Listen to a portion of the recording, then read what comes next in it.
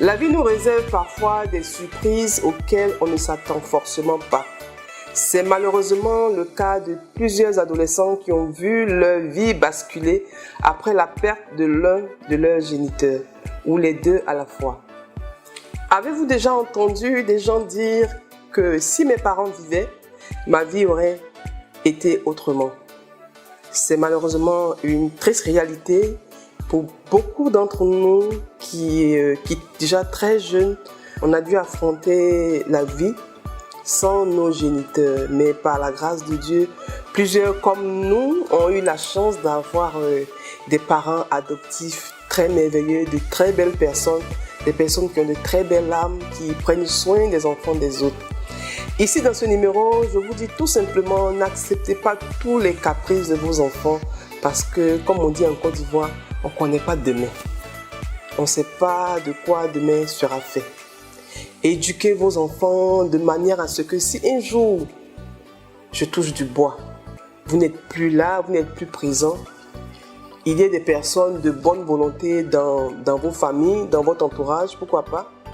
Moi, ça a été mon cas. Pour prendre soin de vos enfants, pour prendre soin de vos adolescents, je vous raconte un petit pan de ma vie, je profite, ça va aider peut-être des personnes.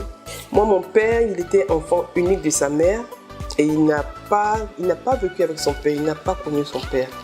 Il a grandi, il a manqué crucialement d'affection.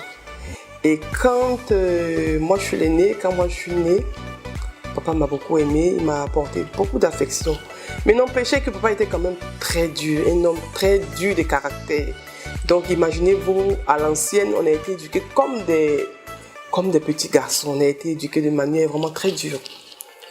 Et quand j'ai eu 16 ans, moi je suis l'aîné, mon père est décédé. Et quand papa est décédé, je vous assure que c'était très difficile pour moi.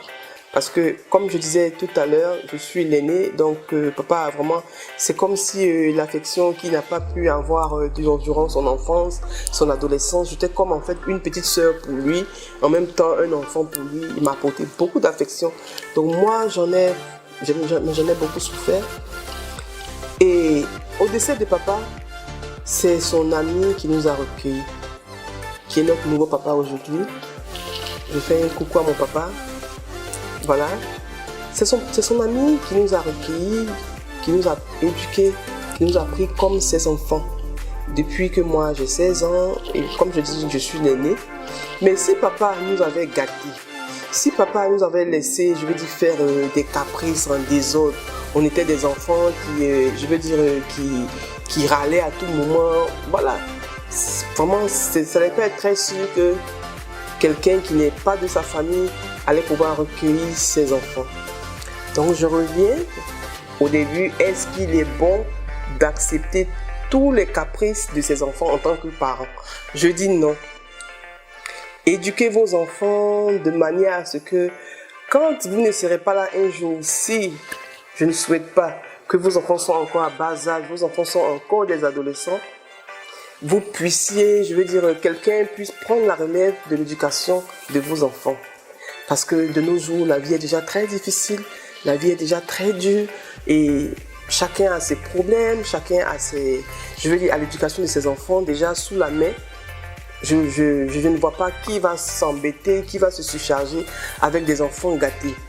Pourtant, si vous éduquez vos enfants, d'une manière vraiment un peu stricte quand même, pas tout le temps, mais c'est quand même important, il y aura, quelqu'un qui va forcément prendre soin de vos enfants, prendre soin de vos adolescents.